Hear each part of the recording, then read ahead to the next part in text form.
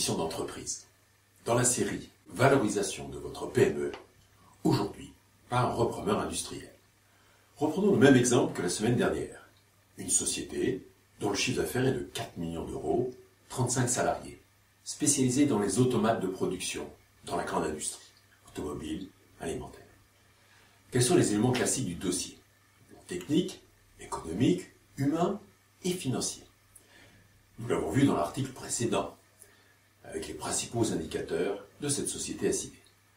Rajoutons que le niveau de résultat est quand même assez faible, environ 4% du chiffre d'affaires.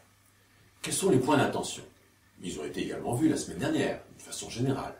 Mais, souvenez-vous, une vulnérabilité particulière, celle d'avoir 60% de son chiffre d'affaires sur 3 gros clients. Quel mode de calcul du repreneur industriel? Sa valorisation va être faite classiquement en tenant compte de 2 facteurs. La synergie commerciale de l'activité du cédant avec la sienne, celle du repreneur, et les économies d'échelle à réaliser sur les fonctions de gestion.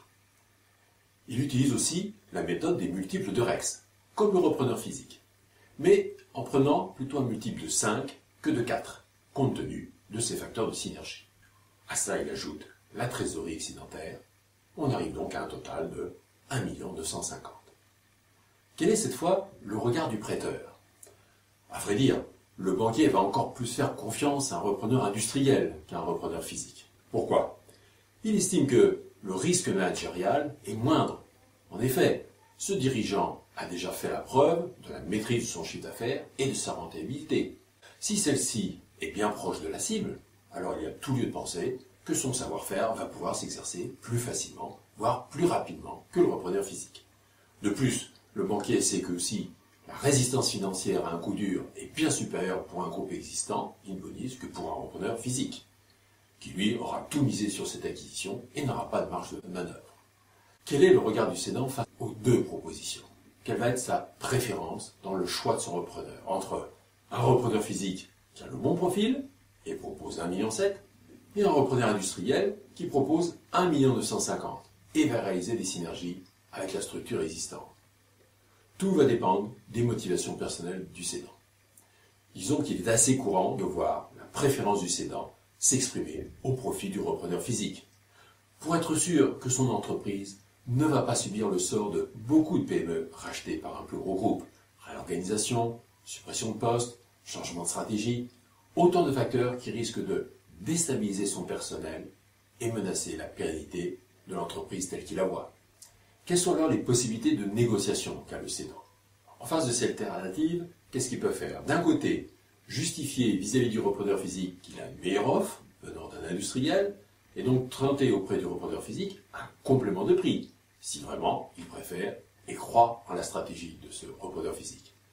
De l'autre côté, vis-à-vis de l'industriel, il peut essayer de négocier des modalités de maintien de la structure pendant encore un certain temps, ne pas faire jouer trop rapidement les suppressions de postes. Pas évident, car c'est l'intérêt de l'industriel. Dans le cas présent, mais qui n'est qu'un cas particulier, le cédant a préféré céder au repreneur physique, malgré la différence de prix. Conclusion.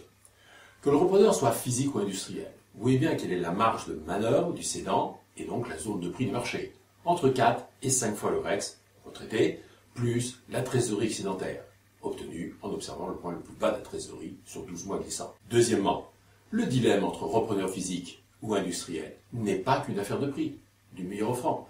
C'est avant tout une question de conviction sur la vision la plus réaliste de l'avenir de la société. Est-ce que le repreneur physique vous paraît présenter une stratégie plus bénéfique à votre entreprise que celle du repreneur industriel? Ou bien est-ce l'inverse?